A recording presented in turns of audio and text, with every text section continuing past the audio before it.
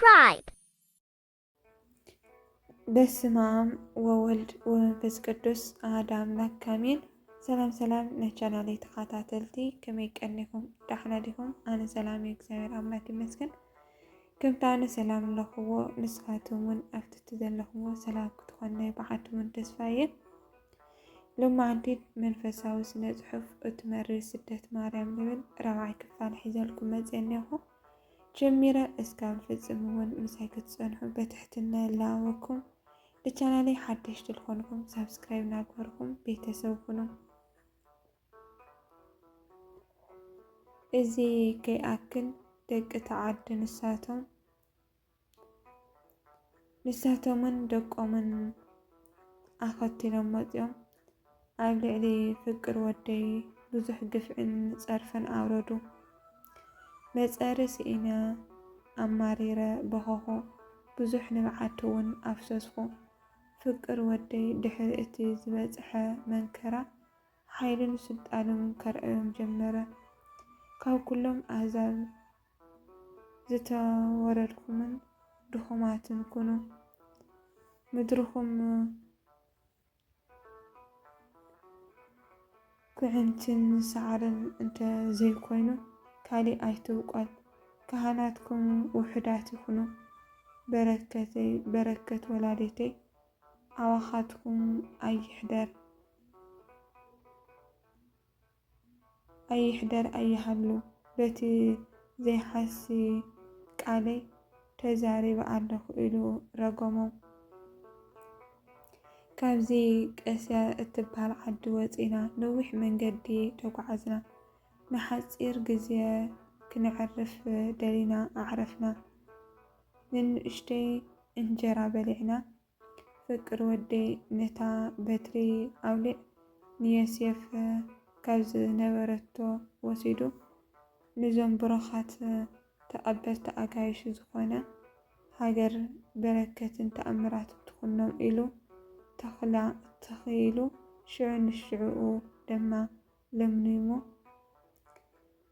ዓባይ ፍረ ኾነት። ብድሕሪ እዚ መንገድና ቀፀልና። ዮሴፍ ብኢዱ እናመልከተ እናለመነ ክጥዕመና እቲ ግዜ መስዩ እሞ ናብዚ ዓዲ እዚኣ ንእተው በለና። ኣነ ግን ዓዲ እንተኸድና ነቶም ደቀይ ዓዲ ንፍቅሪ ወደይ ክቐትልዎ ይኽእሉ እዮም። ስለዚ ብፅምዋ በረኻ ንኽድ በልክዎ። እናተዛረብና ከለና ቅዱስ ሚካኤል ቅዱስ ገብርኤልን ተገሊፆም ንዮሴፍ ነታ እትብለካ ስምዐያ በልዎ።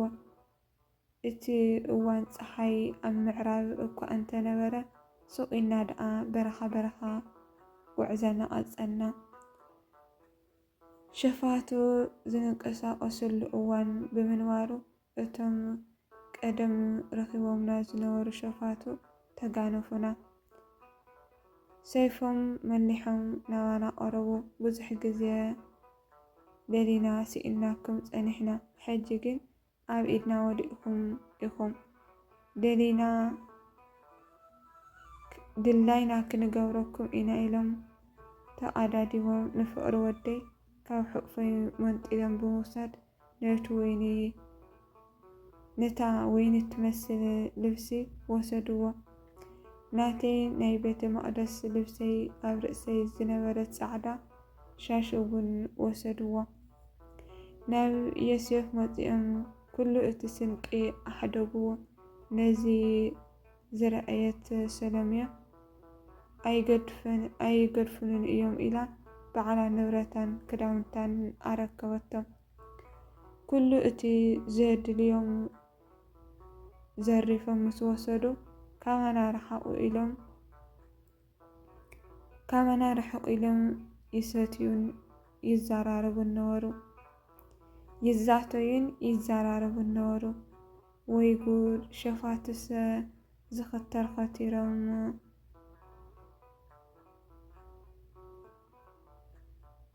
ሪኦምና ዶ ኣይረአዩናን ኢሉ ደኣ ይሃድም እምበር ከምዚ ዶ ኣሎ እዩ። ኣብ ማእኸል ሜዳ ዝመኻሩስ ንወደይ ደኣ ክኣትውዎ ደልዮም እዮም እምበር እናበልኩ ገፀ ናብ ገፅ ወደይ ገይረ መሪር በኸኹ ንባዓተይ ናብ ገፅ ወደይ ወረደ። ኣነስ ኣብ ቤተልሔም እንተዝህሉ መሐሸኒ ንወደይ ክቐትልዎ ክመፁ ከለዉ ምሳይ ኮይኖም ዘእወዩ ምረኸብኩ። እዚ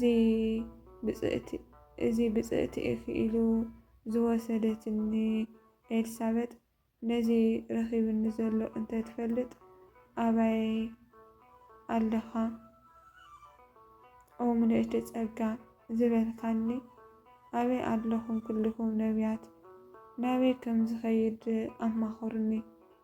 ደቂና ብሄሮድስ ዝቐተልዎም ኣንስቲ ቤተልሔም ከምዚ ኢላ ክበኽያን ከሎ እንተ ዘይረአየኒ እናበልኩ ክዳነይ ክሳዕ ዝጥልቂ በኸኹ።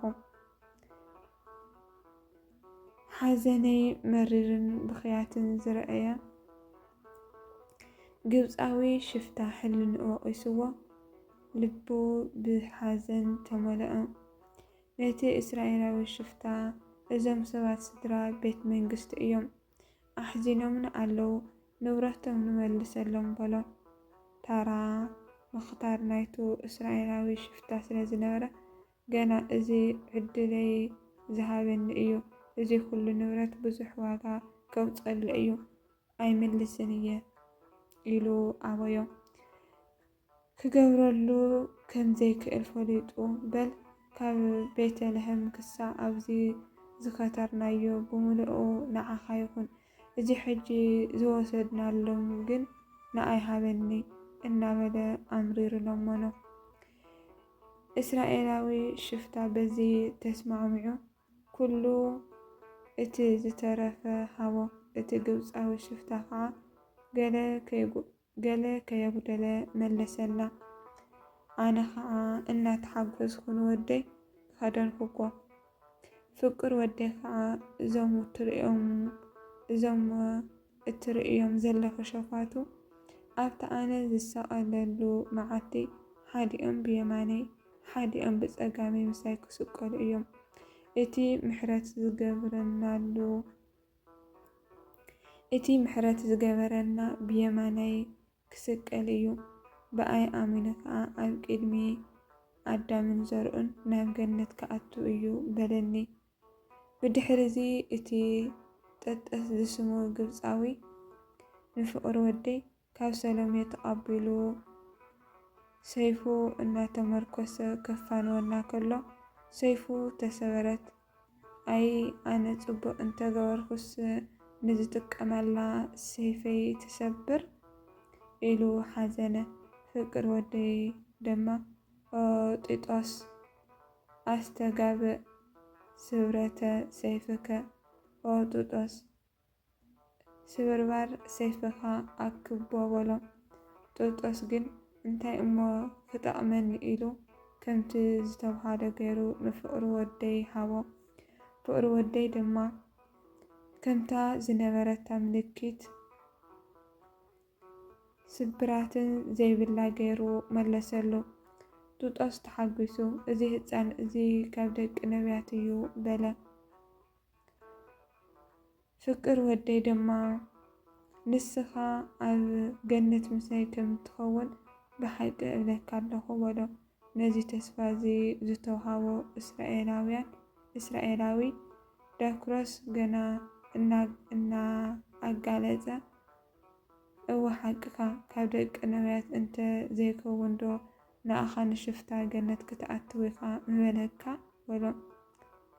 ተፈኒዮም ምስ ከዱ ኣቐዲሙ ጢጦስ በቲ ንፍቅሪ ወዱ ዝሓቆፎ ክዳን መዓዛ ስለ ዝነበሮ ሓፂቡ ብ300 ሸጦ።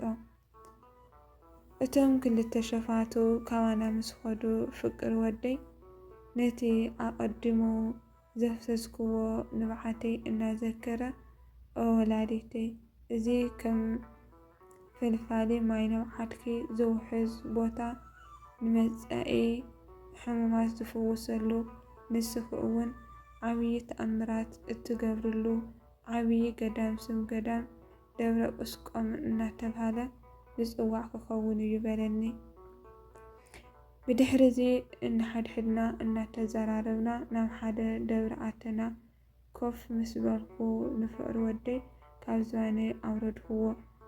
ንቅዱሳት ኣእጋሩ ኣብ ምድሪ ምስ ኣርገፀን ንኣእዳው እውን ምስ ኣልዐነን ብእኡ ነብኡ እቲ ኮፍ እናሉ ዝነበርና ቦታ ከም ፀሓይ ብርሃን በረኺ ኮነ።